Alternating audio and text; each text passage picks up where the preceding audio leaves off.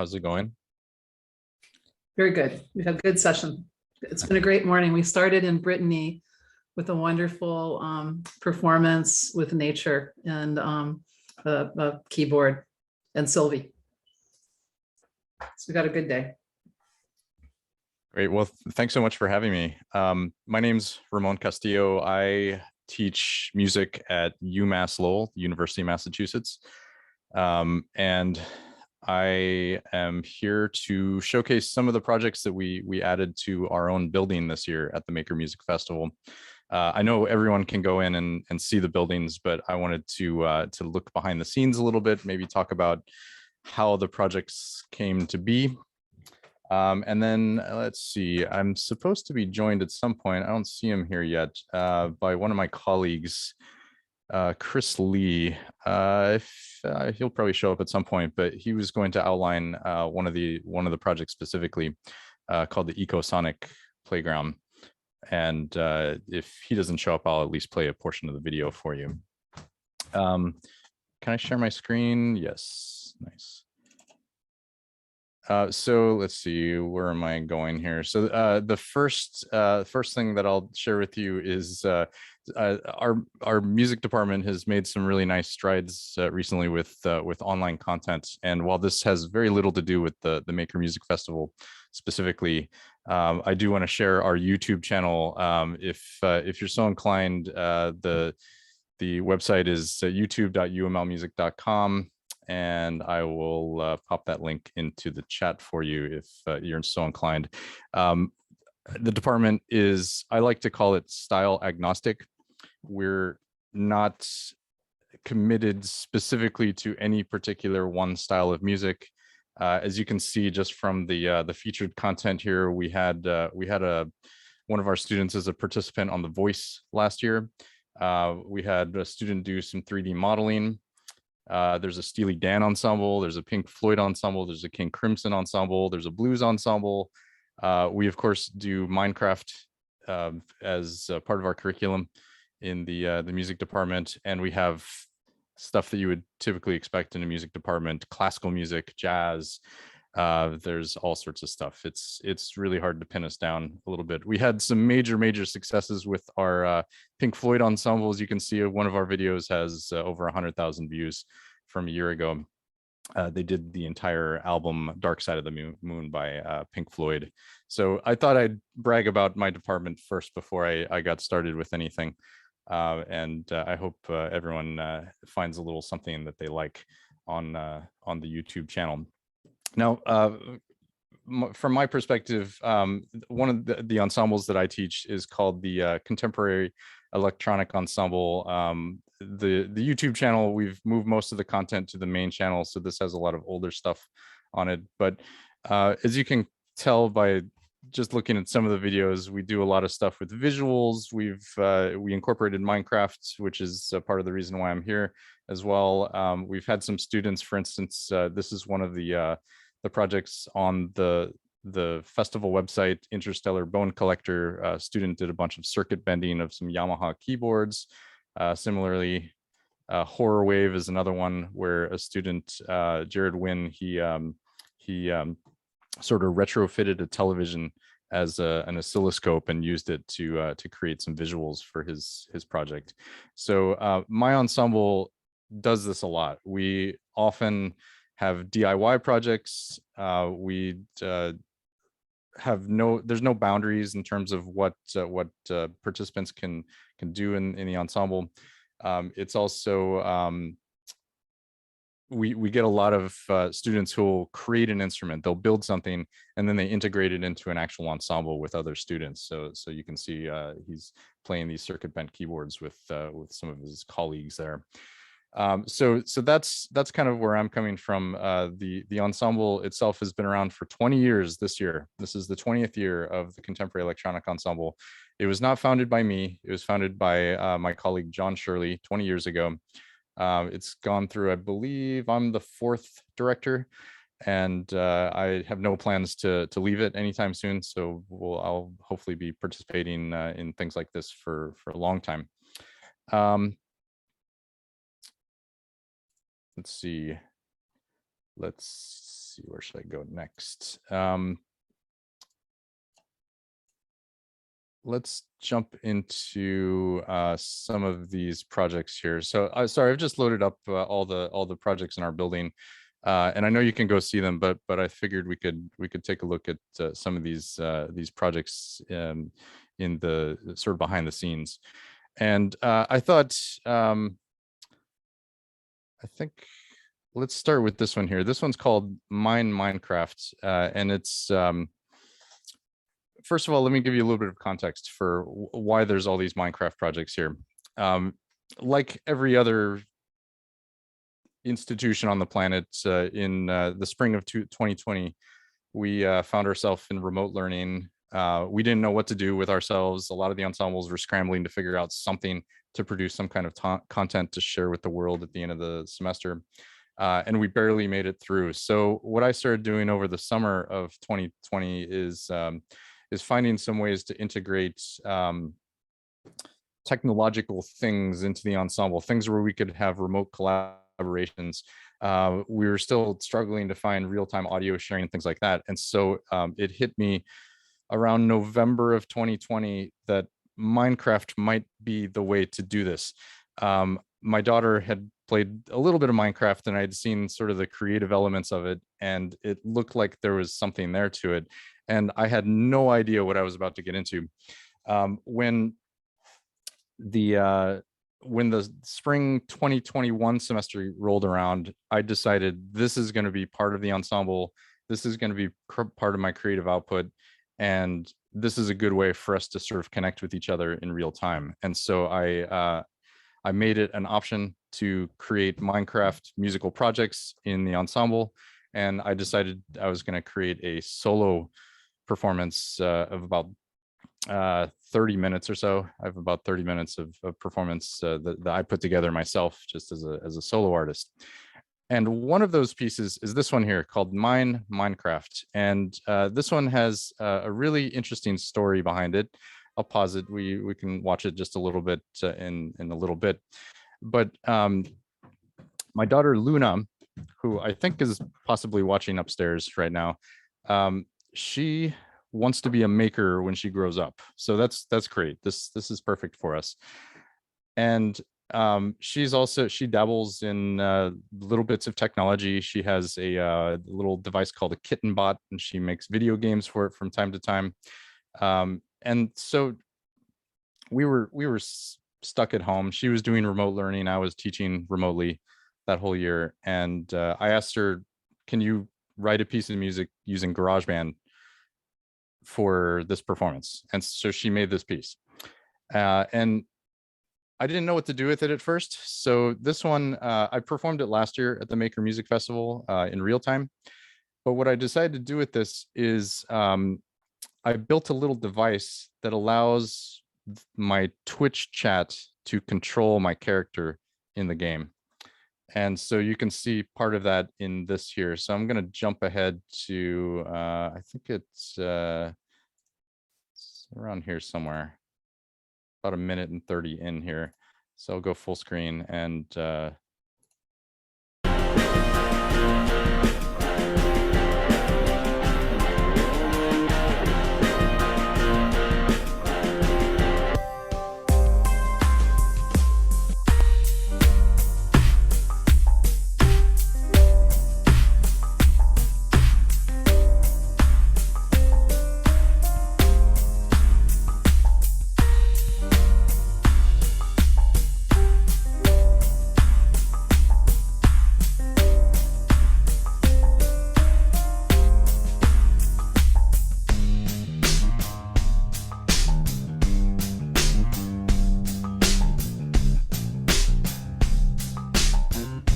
all right, and so just a little taste of it there. There's, you can see over here, here's the chat that was going in real time during this performance. And depending on how many exclamation points you put at the beginning, it would increase the intensity of how fast my character would spin. This was all done with a Teensy 3.2. I meant to pull up the code for it, but I failed to do that in advance. So let me just open this really quickly. It's a fairly simple thing. So basically, if you've ever heard of the teensy microcontroller platforms, they're super powerful little devices. And they have all sorts of different functionality to them. The 3.2 has the ability to do a whole bunch of things all at the same time. And so I use two of them. I use the MIDI capabilities, the MIDI USB capabilities, and I use the HID capabilities. So basically, it's listening for MIDI input from my computer, and it's spitting out HID output. It's in this case, it's literally just moving my mouse slightly to the left and right. That's basically it. It's a little bit more capable than that, and so I'll show you the code that's currently on the device. It's not particularly interesting to look at it for too long, but you can see that there's all sorts of these different MIDI CC values that do things like moving the mouse up, moving it down. There's a medium, a slow, a fast. There's some right clicks and things like that, which I've yet to integrate. I'm not 100% sure how to use that just yet. I have the basic controls of the player, WASD, space and shift and things like that, as well as some little auxiliary things in Minecraft like F5 for changing the view and things along those lines. There's some other things where I've sort of mapped some MIDI CCs to do the X and Y axis of the mouse. Those have proven to be a little bit complicated to actually use in real time, but this was kind of the bridge between Minecraft, the sort of maker world, and live performance and getting some audience interactivity. The code is pretty straightforward. There's a lot of repetition to it. I'll just scroll down here just to kind of show what everything looks like. And here's where all the CC values are kind of broken out and sent to the various places. But yeah, it's nothing complicated. I'm no expert at programming Arduino or anything like that, but this was just dead simple to put together, and it's expandable. So if I ever wanted to add more functionality to it, it would be a relatively simple retrofit. So that was mine Minecraft. So I guess a small round of applause for Luna if you're watching out there. Oh, and Luna, yep. go girl. Thanks, Cynthia, for linking to the building. There's a lot more where this came from, and let me just make a quick scan of the room here, see if anyone else is here. Oh, Mark Andrews is here, and so let's switch to where this kind of got. I'm still using Minecraft in the ensemble. I'm using it in one of my classes. I teach a class every other fall now called Music and Sound for Games, where students are learning to compose music for video games. And of course, Minecraft is a perfect platform for learning this type of thing. So there's definitely some merit to the game, and that sort of hackability of the sound effects and things like that. For those of you who don't know anything about Minecraft, is you can actually go in and create resource packs that replace literally every sound in the game. You can get rid of all the sounds that come prepackaged, including the music, and replace it with the sounds of your choice. And so there's a lot to that. I had discussed my ideas with at the time, the current chair of the music department, Gina Greer.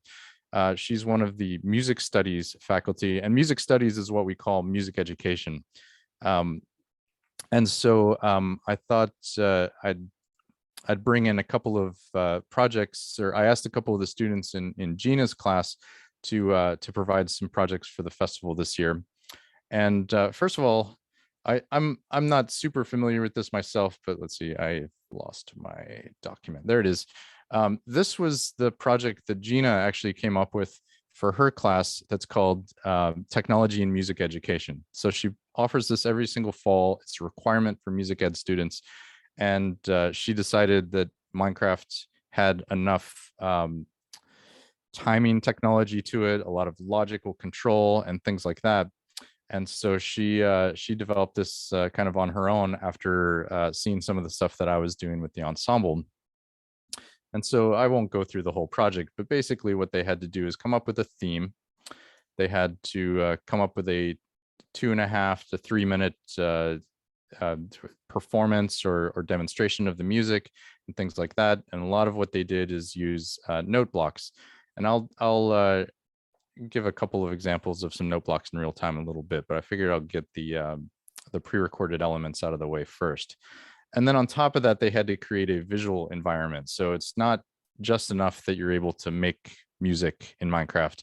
You also have to do the whole package. It's got to include visuals. It's got to include all these sort of logical things. And then of course there's a reflection, as any good music ed project would include.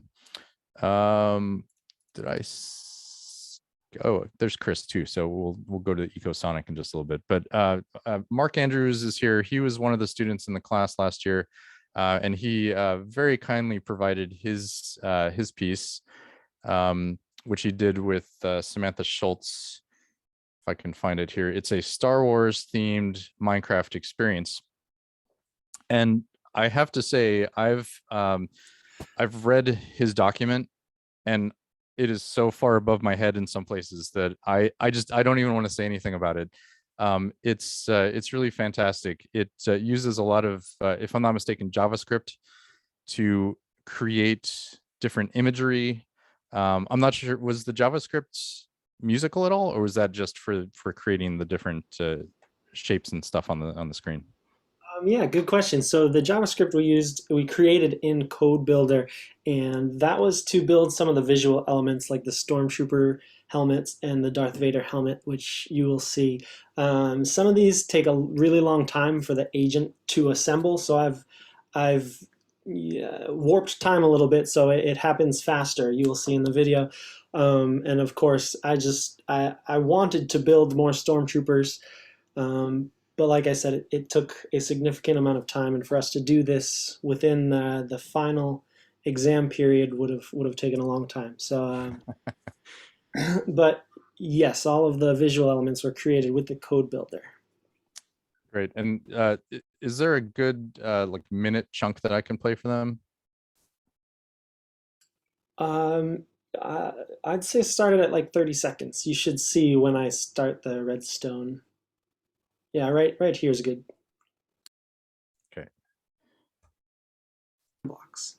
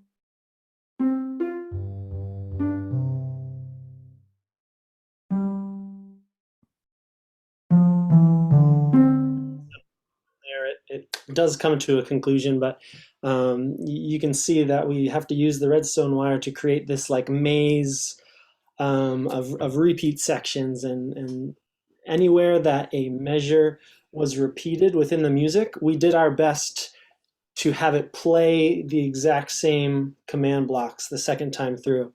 And this was done creating like a flow chart, if you've ever seen a flow chart, to sort of like map how we need it to cycle back for those repeat sections. Yeah. And you could probably see over on the side, there was a lot of the imagery. I think right at the beginning of what I was playing here, you can see the stormtroopers over here on the side. And you said these were all sort of procedurally generated using the JavaScript? Yes, exactly. If we were to be in this world in real time and you type Stormtrooper into the chat, it would go ahead and build a row of 5 Stormtroopers. Yeah. Great. And this was, I don't know how many projects there were, but it was one of several projects that were in the class, and there were lots of other great themes. There was a Harry Potter theme. There was a sort of mashup of the Wild West and Back to the Future. And I think what was the guidance movie themes? Seems like that had something to do with it. You had to pick a film score. Yeah. Yeah, great. Well, thanks so much for providing this one. It's in this case, this is the Minecraft Education Edition, which every student at UMass Lowell gets a license for while they're students. So it's part of the Microsoft package. I don't believe anyone had to purchase a license or anything, but this was all done in the Education Edition, which of course has the code builder stuff. The code builder options are JavaScript. There's a Scratch-like interface, which I think is a Microsoft MakeCode or something. It's like the more generic version of it. And I think you can do Python, if I'm not mistaken. Those are the 3 options with, or at least 3 of the options with the Minecraft Education Edition. In this case,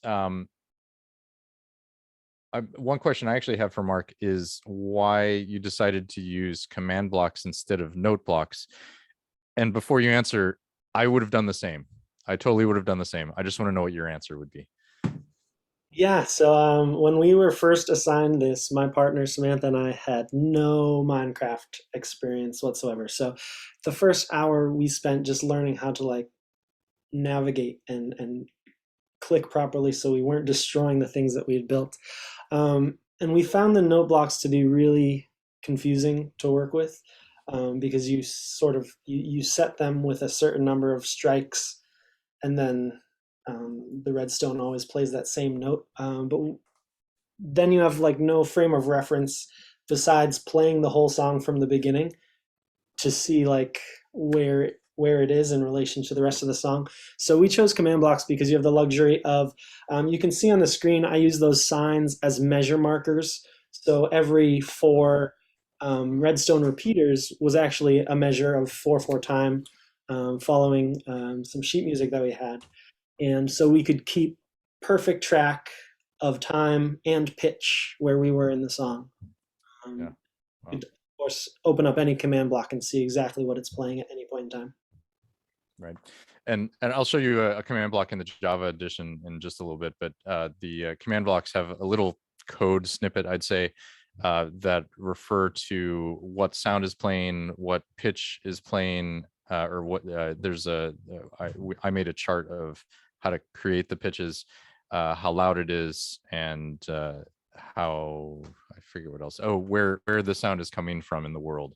So there's a number of things that you can tell by looking at the interface for the command block. So there's this nice, I think that would have been my answer to note blocks look the same regardless of what sound they produce and what pitch they're set to. So trying to find the correct note block in a sea of note blocks is nearly impossible. There are, of course, resource packs that'll help with this type of thing, but the Education Edition has fewer of those. So anyway, I thought I'd sort of get started with a couple Minecraft projects, and I'll circle back around to them because this is most of what I've been doing creatively for the last year. But I also wanted to thank you, Mark, for showing up and sharing this with us. What I wanted to do next is, since Chris Lee is here, he's one of my colleagues. I'm not sure if I have it right exactly because I know you've taught all sorts of different things, but he teaches musicianship and analysis. He teaches some SRT classes, which is our sound recording technology program. You do ensembles, and at one point you were teaching private percussion, but I don't believe you've done that for a while. That's right. Yeah. Yeah, I'm a percussionist. I have taught percussion. I teach composition lessons now. I'm a composer as well. So composition, right. music theory, and sound recording tech. Yeah. And actually, I should mention that a huge number of our faculty are composers in one way or another. So we have, there's a lot of us who teach students in the composition program, even though we were hired to teach other things. But Chris is also he has worked on this next project that's called the Ecosonic Playground Project right here. And pardon me. This is, I don't want to say anything about it because I know so much less than Chris does. So I'm just going to sort of get out of the way if you want to give us a quick overview of this particular project. Sure. Yeah. Thanks, Ramon. So the Ecosonic Playground Project was a collaboration. It was developed by my colleague, Dr. Alyssa Johnson Green, and myself in 2015. Alyssa is the coordinator of our music studies program. And at the time, we had a couple of issues that we wanted to try and address with this project. And so there were three main issues. One was equal access throughout the global learning community to arts education, like adequate arts education, adequate support for STEM learning, including arts as well, and then also the fostering of sustainable practices. So those were three challenges that we wanted to try and address with this project. And so what the Ecosonic Playground Project does is it guides students through the building of these large-scale multiplayer instrument structures using recycled materials found in students' communities. And so it has some commonalities with other like junk orchestras that have popped up around the world. The main difference with the Ecosonic project, though, is that it's very strictly and rigorously standards-based. It's built around a curriculum that supports design thinking. So students are actually given blueprints. In some cases, they're given blueprints. In some cases, they're asked to come up with ways to put together these PVC pipe supportive structures, which you can see in the picture here. And so to those structures, students build musical instruments using found recycled materials. And so they test these materials for sound properties. They sort of write down in kind of a journalistic form what types of sound properties these different materials have, how they think these materials might be able to be put together in effective ways to create the types of sounds and timbres that they're looking for. So there's a huge like design thinking and kind of like sound exploration component to this. And so following that design curriculum, the children build these large-scale instruments, and then they use the instruments in improvisation sessions.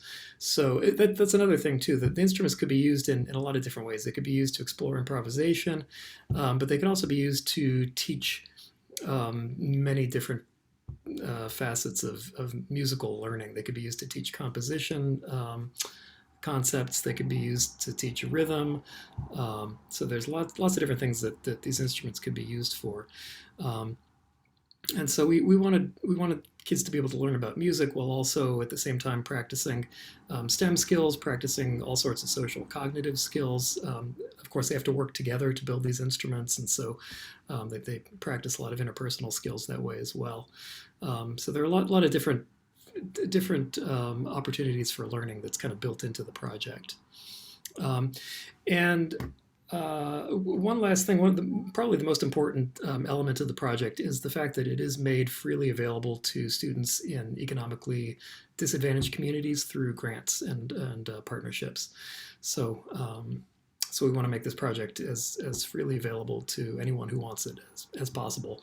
And so to date, we've worked with Alyssa has worked with more schools than I have been involved with. I think at this point, she's worked with 17 different schools and community groups throughout the US, Canada, and Ireland as well. We did a project in Dublin a couple of years ago. Great, so thanks. That's kind of yeah. Yeah, and I was looking for a spot where they're actually playing the instrument here. I think this might be, yeah, here it is, this spot right here.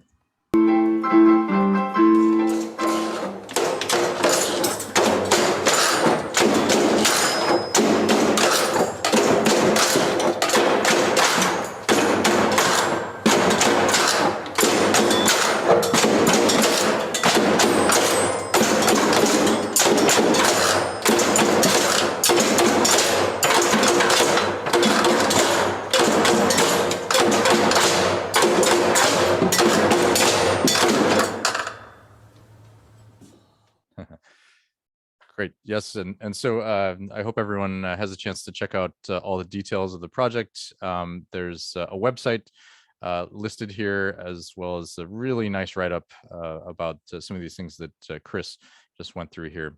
And it sounds like there's still some projects that are planned, upcoming, and some different locations as well. So it's still happening and very much alive. Yeah, that's true. Yeah. I know I've shared a whole lot of stuff, and I have more to talk about. I could talk endlessly about all this stuff, but are there any questions, comments, or anything so far? No, not yet. Well, we'll keep trying to be as thought-provoking as possible. So I would like to jump into a couple projects a little bit more in depth, and mostly a lot of these Minecraft projects that have sort of emerged out of my ensemble. They've proven to be some of the most complicated, they've required the most planning, the amount of teamwork they require when putting some of these things together, it goes far beyond some of the sort of normal in-person projects that we normally put together.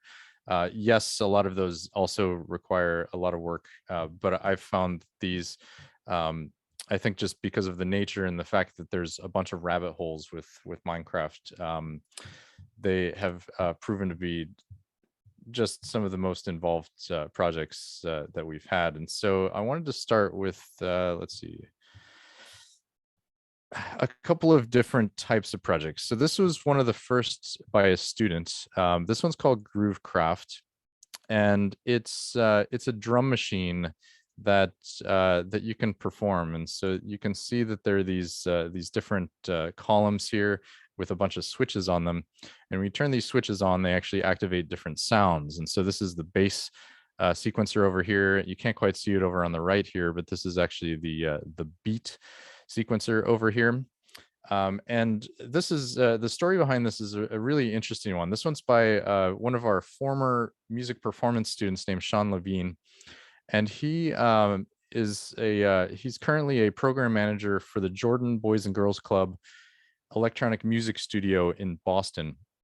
And he's recently received a grant for a STEM grant to get licenses for Minecraft to basically work on projects like this. And this particular drum machine has just hours and hours of work in it.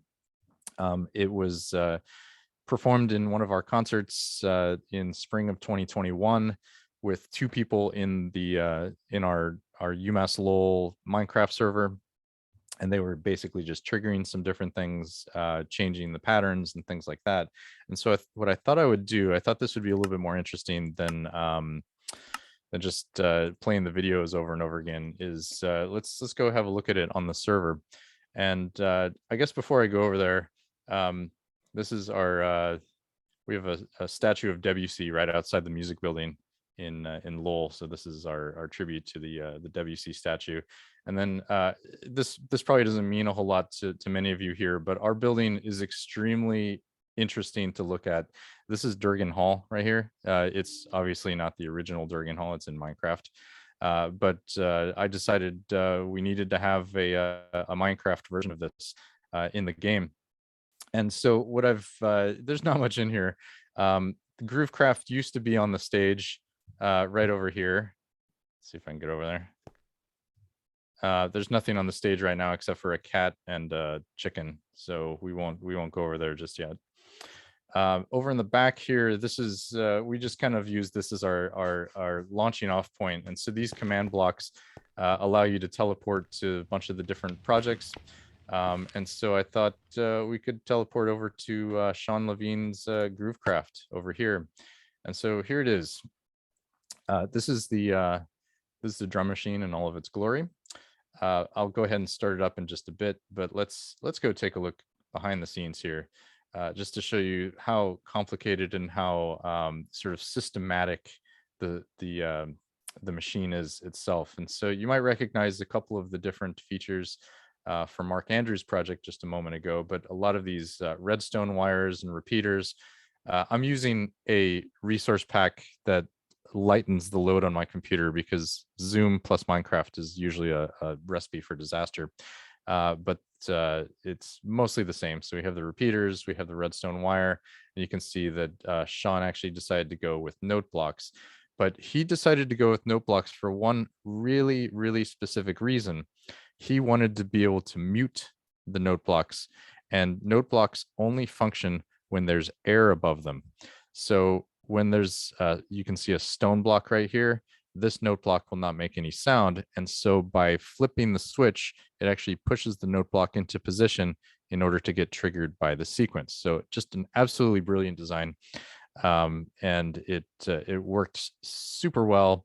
It features all the sort of server glitches and things like that you might run into. You can see there's a weird glitchy thing happening right over here. But let's have a look. So this is the master clock. You can see the master clock has started. And then over here is our bass sequencer. It looks like maybe a note is stuck over here, but let's go ahead and add a couple of notes.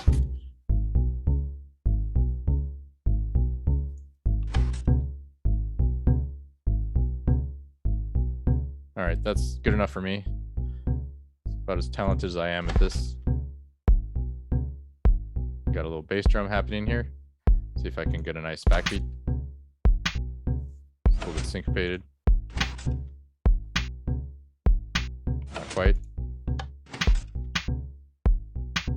It's a little early. Maybe listen. There we go. And then I believe this is a little hi-hat sound over here.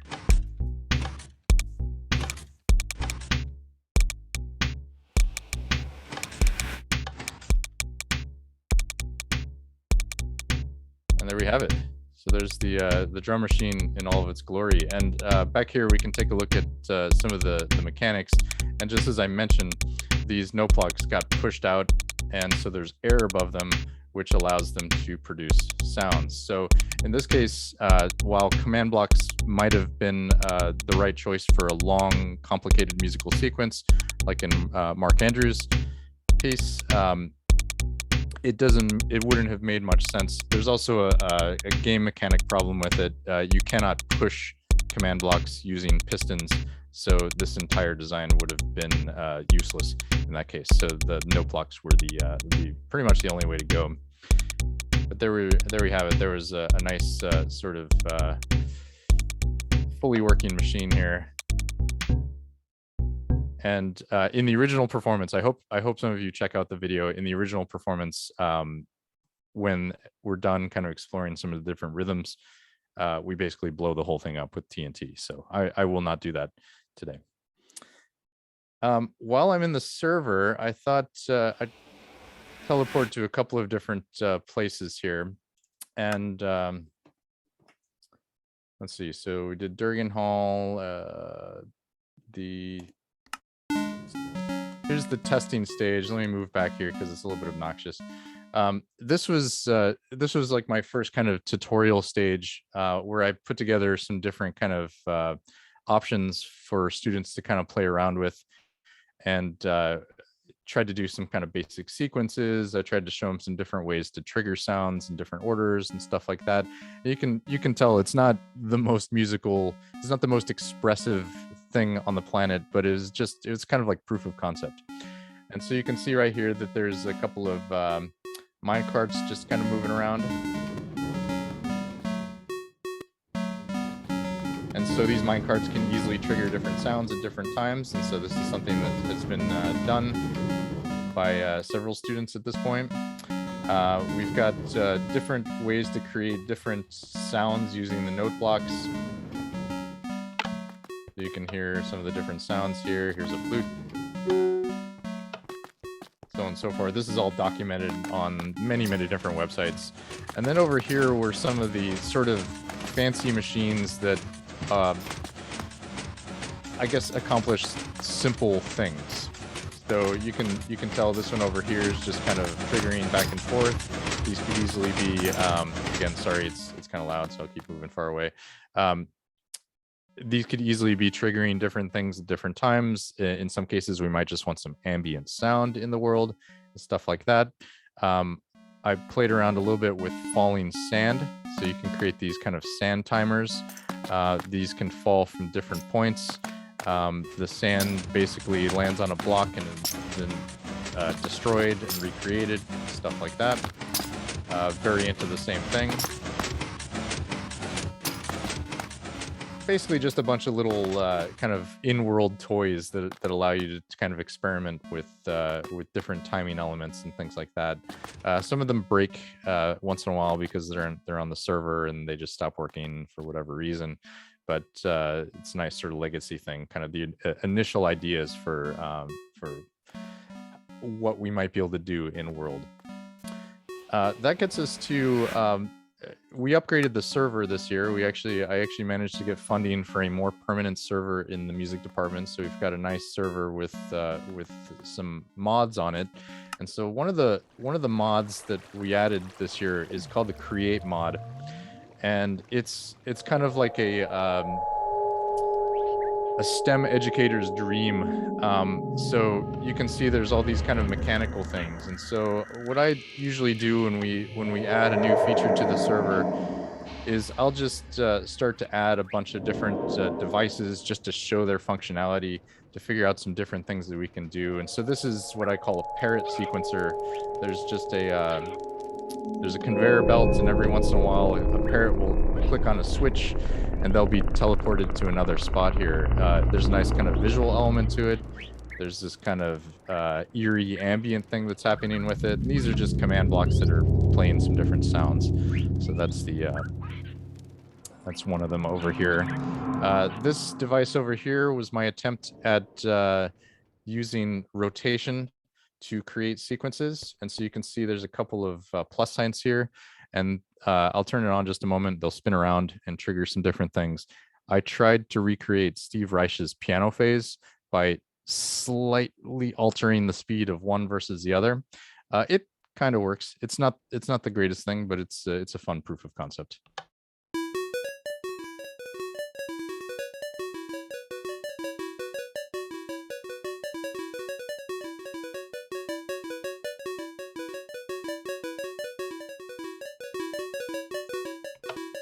So little demonstration there, and basically this is just one of the main objects in the create mod that creates mechanical motion. We've got these mechanical bearings. Basically, they allow you to spin different elements around in the world, something that does not work in vanilla Minecraft. These are sort of redstone connectors. Basically, when they touch each other, they send out a redstone signal. So they've got all sorts of cool options in terms of using them for musical things. Is there another one? Yeah, I guess this is kind of a similar thing to what we saw earlier with the teleportation. So in this case, there's an ejector, there's a little teleport thing, and then there's a conveyor belt where this upside down villager just kind of moves around in the world.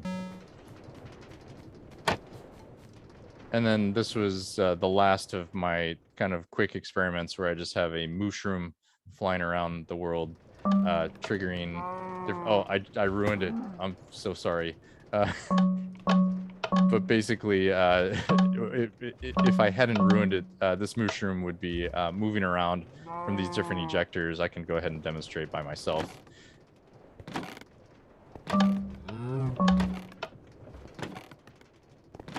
And so there's some cool movement-based things, at least as far as this one, this mod is concerned. This one's called the Create mod.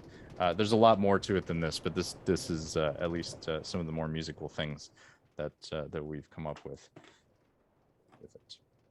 Sorry, I need to watch my time just a little bit. Let's show that in action here. And so this is another one of the projects that we that I put it in the building. This doesn't look exactly right right now because it's missing a couple of the resource packs. But this was Legend of Zelda, Skyward Sword, Fee's Farewell, with some nice sprite animations and things like that. There's lots of cool movement-based elements on in the stage here. This is actually supposed to be one of the images from the Legend of Zelda over here, but it just looks like some random paintings in this case, and lots of the mechanics that I just demonstrated. Rather than setting this all up, I'll give you just a quick momentary glimpse into this project here. Oops. I misclicked. Apologies. There it is.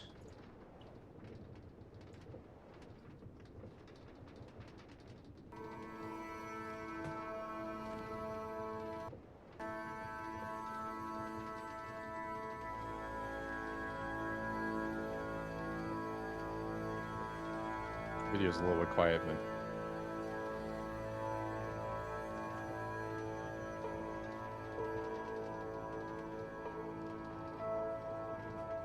and it might be a little bit hard to find her in the video, but there's two of us performing this. Myself and Luna is flying around here somewhere. Basically, yeah, there she is, right there, right underneath my mouse there. But this used that Parrot teleport mechanic just to create some really interesting visuals on some of the different downbeats. Every once in a while, you'll see these parrots just fly out of nowhere into some other location. And that's what it's supposed to look like right at the front.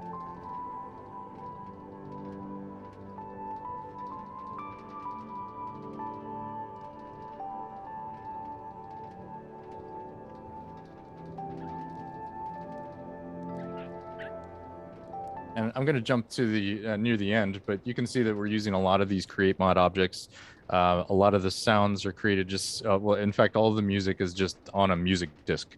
So we put the arrangement onto a music disc and then just simply played it at the beginning.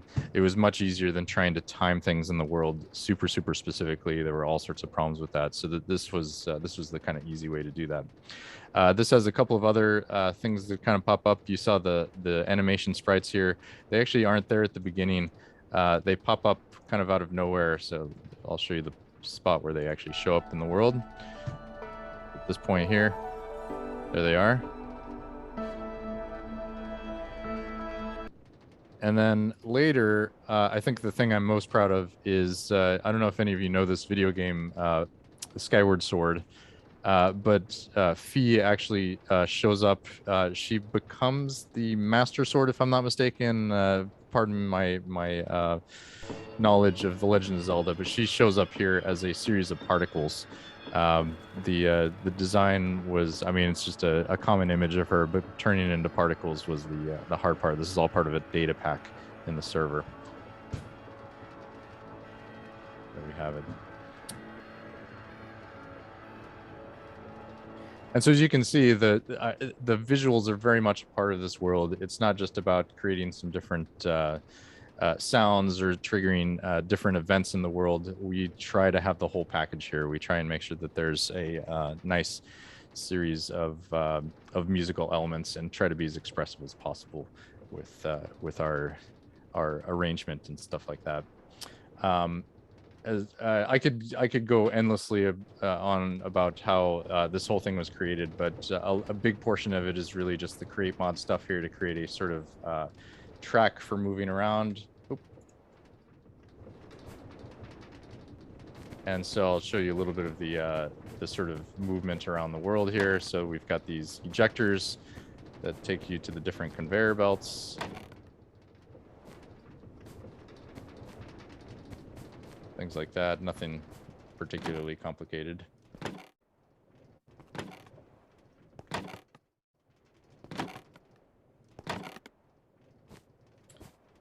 And then there's all sorts of command blocks underneath here. that do different things. So in this case, this sequence here is the Master Sword descending. So it's basically just a sequence in a row of this type of thing. And that's mostly it for this series of projects. I have one more thing. I think we have enough time for this one. But I wanted to share with you I had this idea for a long-term installation that uses some of these different mechanics and basically puts the power of these Minecraft musical projects into your hands. And so if you don't mind humoring me for a moment, this is on my Twitch channel currently running as we speak. And so I've got this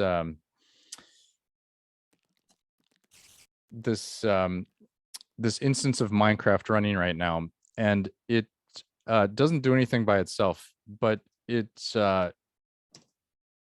will accept different chat commands. And so I just typed in reset in the chat. Let's get that down here. So I just typed in reset, and so far I have kind of two and a half installations on the in this instance right now that you can experience. And so I'm going to keep working on this. I have a few collaborators I'm working with to create some new sort of musical experiences. But the first one is I suppose I'd call this a performance of a piece called Solfeggio by Arvo Pärt. And so if you type exclamation point solfeggio, it'll teleport the player to the stage to experience this. And then all you have to do is type exclamation point walk, and the character will start to walk. And as it gets closer to some of these different command blocks, they're emanating different tones. And it just so happens it's the order of tones for the piece Solfeggio by Arvo Pärt. That's basically it. So the character is going to walk all the way to the end. Probably takes about 4 minutes or so. There's 72 tones in the entire piece. And for those of you who don't know the piece, it's an absolute genius work that is literally just a C major scale over and over again with octave displacement. It's a brilliant piece of music by Arvo Pärt. You can, of course, stop to enjoy the sound if you want by typing exclamation point stop, and you can even go in reverse, which I know is not part of the original composition, but I figured we'd have a little bit of interactivity here.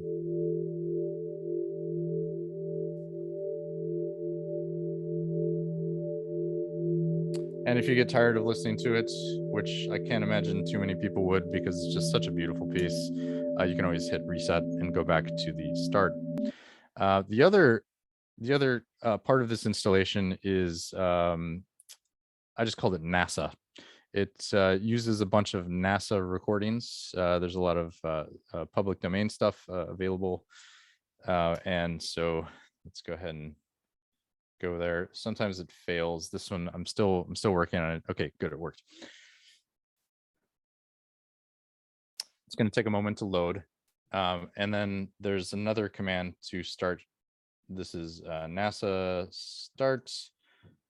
And then basically the character will just fly around in this area and hear a bunch of these different ambient sounds.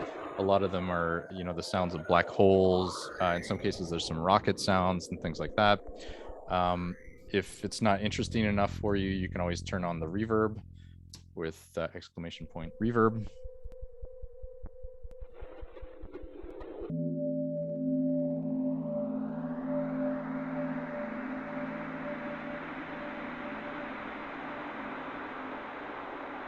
And there's not a ton of actual controls for this one. I just wanted it to be a sort of visual, some indeterminacy. So the movements here are not necessarily pre-programmed, they're kind of randomized. There's also a point where the character hits the bottom point and then moves back up. This was done by kind of snooping out the coordinates, and this is all in a program called MaxMSP for doing a lot of the data processing.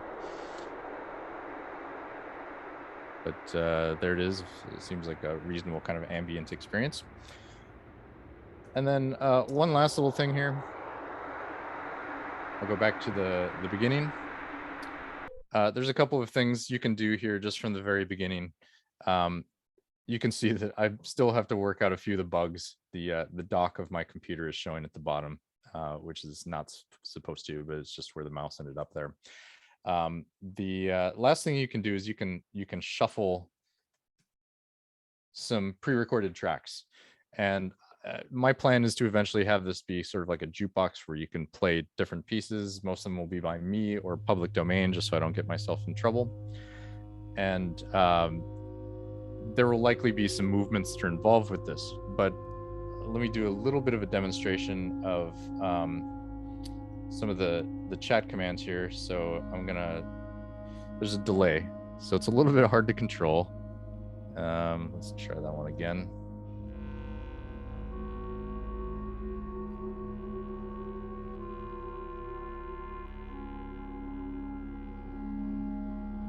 All right, it's not liking it.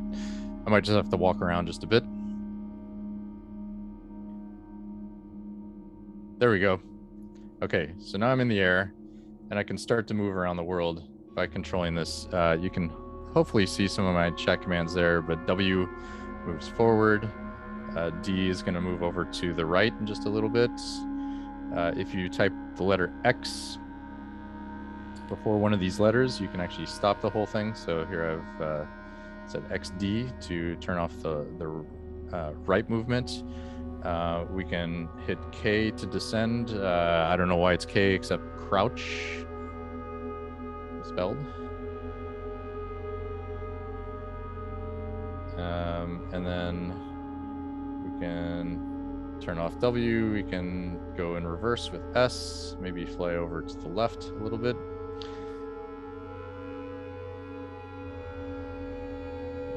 There we have it.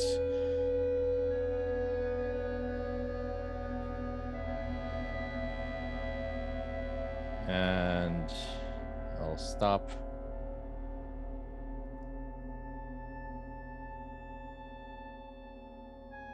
And we can land and maybe walk around just a little bit.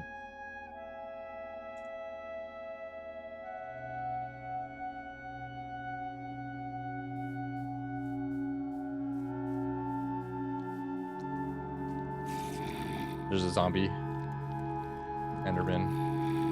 We can maybe type a bunch of jumps here, see if we can get over these obstacles.